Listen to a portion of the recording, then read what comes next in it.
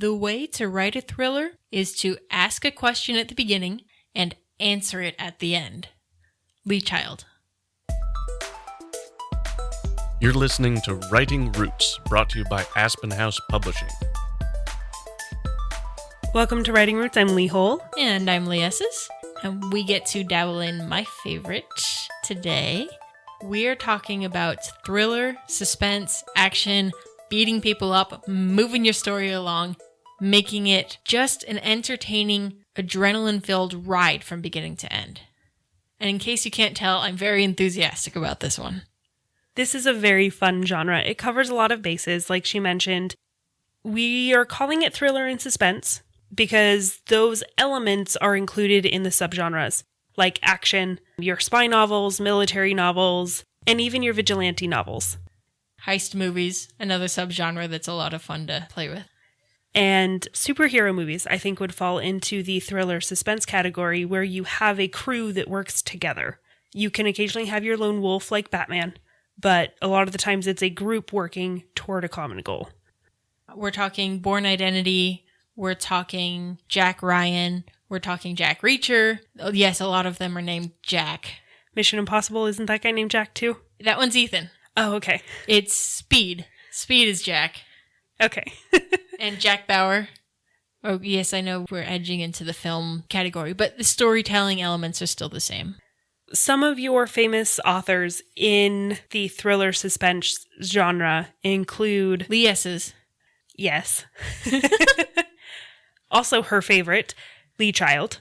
You do see a fair amount of Dean Koontz falling into this category.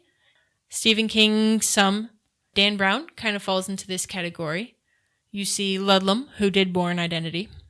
And Clancy is signature genre defining storytelling.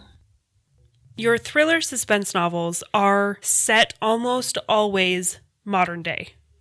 But not necessarily here. I think you get most of your Earth-based travel in this particular genre. You've got the spies that are hopping from Ukraine to the US to Brazil to this to that. They aren't stationary in one place. They're moving internationally quite a bit. And that gives them challenging territory and makes things a little more interesting because of their setting.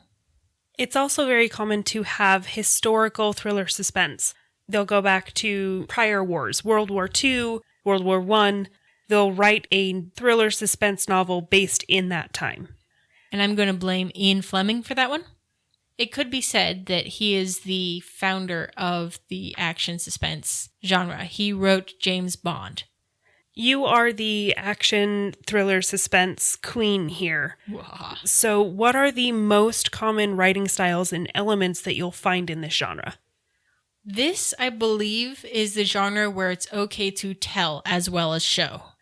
You see a lot of showing in others, a lot of opportunity to go really in depth, to spend 6 pages on setting the scene for the weather as he's looking out over the city. You don't get that in action. If your author doesn't fill it in, it's not important. The character's not thinking about it. We are moving on. People who really want to read that kind of in-depth story pick up a different genre. Minimal description, maximum movement. Yes. There is a thing in storytelling called scene and sequel. So you've got the scene with the action and the conversation, the argument with mom, blah, blah, blah. And then sequel happens a little bit outside of the action and often outside of even time and space, where the character is kind of philosophizing and reflecting on the scenes prior. If we look at scene and sequel in action novels, there is minimal sequel, lots of scene. Other things that are included in action, you're going to have a fair amount of guns, weapons, fighting, Yay! Combat. And of course, momentum is really key to designing your entire story. We have done an episode on momentum. If you wanted to research more about how that works, a lot of the techniques we talked about are very highly and often applied in your action novels. Action also comes with a blurred line between good and evil. A lot of the time, the methods of both the good and evil characters are the same. And you don't have a lot of characters defined as evil. It's just opposing your main character in some way. They're just the enemy. Thriller suspense tends to be the shortest in regards to word count, not including like children's books, but action is usually 70 to 90,000 words. So its maximum is like sci-fi fantasy's minimum. And that's a lot because when you're editing, you're chopping stuff out. You're making it move faster. You're cutting out those adverbs. You're cutting out a lot of these extra pieces that might add depth because they don't matter to the story. Because so much in thriller suspense can be implied rather than said. Yeah. With my books, I try to minimize chaptering as much as possible. And Lee can tell you this is a bit of an annoyance because it's like, yes, my book of 90,000 words has 4 chapters. Why do you ask? Yeah, it's a problem. Titles in thriller suspense are very interesting.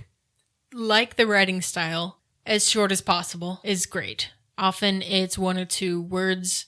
I think one of the 3-word ones that comes to mind, the first word is A. Most of my books are a single word. One of my favorite things to do when titling a book is to find a word that has 2 different meanings. So for the spy novel that I wrote was called Convicted. And at the beginning of the novel, the 2 were passionately in love and they were married. In the middle of the novel, she thinks he's a mole and he thinks she's a mole. So they've convicted each other of being bad guys, essentially. Then they fix the marriage, and they are convicted to continue their marriage together and defeat the actual bad guys. So the title means something different in each act of the book. So it's those double meanings. Born Identity feels like one of those, where it has a double meaning to the title. Yeah, he's discovering who he is because it's an amnesia story. And his name just happens to be Born, which is really convenient. What about the covers for thriller and suspense? Most of what you see, it's unrealistic. It's artistic in a way, but you often use a photograph to get there. So you're going to take a picture of a woman walking in the desert and take out all of the tans and make it green. So you've got the blacks and you've got the whites for the darks and the highlights, and then green for most of the middle section. One comes to mind is a Lee Child novel that you gave to me. It's a train that's been distorted so it looks like it's moving, but the colors are just red and white with a little bit of black. You can kind of see that there's a train that exists there, but it's in motion and just colors. For fonts for your action novels, you're going to go as big and thick and blocky as possible. Always sans serif. Yes. And I think that speaks to the simplicity of action. Having a big loopy font with lots of extra little this and that is inefficient and difficult to write, and it doesn't communicate clearly, and it's not blunt, there we go, which goes hand in hand with the writing style of action. There are also a lot of fun tropes that are attached to thriller and suspense. The first one we talked about last month is the MacGuffin. And this goes back to the implied importance. Instead of necessarily explaining what's going on. They need to do a thing, they need to get a thing. Let's just have them go get the thing. Who cares what it actually does? And someone's stopping them from getting the thing, so we get a fight, yay! You also have the lone wolf. Which is an interesting emotional thing to play with. Most of your action stories aren't going to have a lot of that emotional concept. But you can often have a female that he's protecting or whatever. She's trying to get him to team up with people and not be alone in the world. He's used to being alone in the world. There is also a place for not lone wolf. You look at Ocean's 11, which is just a fun thieving crew idea. Another very, very common trope within thriller suspense is the conspiracy. Any Clancy novel, I think, has some conspiracy. Even if you're looking at the whole series of the Bourne series, there's a fair amount of conspiracy in that. Don't see it a lot in Jack Reacher, but that's more episodic. It's not a climactic series. In my own action novel that I'm writing, yes, I am writing an action novel, but guess what? It's modern fantasy too. Magical realism. There is that element of conspiracy. There's going to be some government official that is helping run guns. And you often have this idea of the traitor that goes along with that. You've got your team and then somebody's sold you out.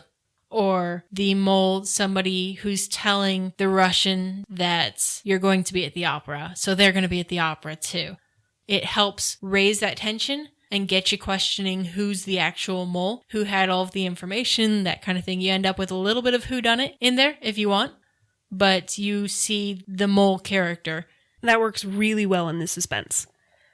The final trope that we're going to talk about is the secret underground world of blank. John Wick is great at this. I was thinking the same thing. So you have this underground world of assassins.